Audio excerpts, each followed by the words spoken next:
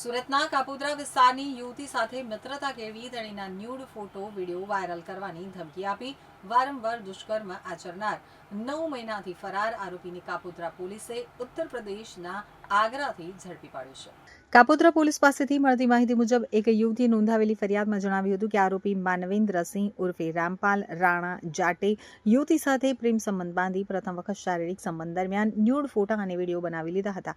ત્યારબાદ તે વાયરલ કરવાની ધમકી આપી અનેક વખત બળજબરીપૂર્વક દુષ્કર્મ આચર્યું હતું અને યુવતીના સ્ક્રીનશોટ તેમજ ન્યૂડ ફોટા તેના સગા સંબંધીઓને વોટ્સએપ અને ઇન્સ્ટાગ્રામ મારફતે મોકલી બદનામ કરી હતી.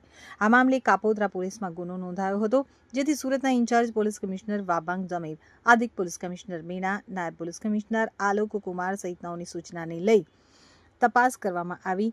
ત્યારે તપાસમાં રાજદીપભાઈ અને પીસી અર્જુનસિંહે છેલ્લા 9 મહિનાથી વોન્ટેડ આરોપી મૂળ રાજસ્થાન ઢોલપુરનો માનવેન્દ્રસિંહ ઉર્ફે રામપાલ રાણા જાટીની ટેકનિકલ સર્વેલન્સ અને હ્યુમન સોર્સેસના આધારે ઉત્તર પ્રદેશના આગ્રામાંથી ઝડપી પાડી સુરત લાવી તેની ધરપકડ કરી હતી.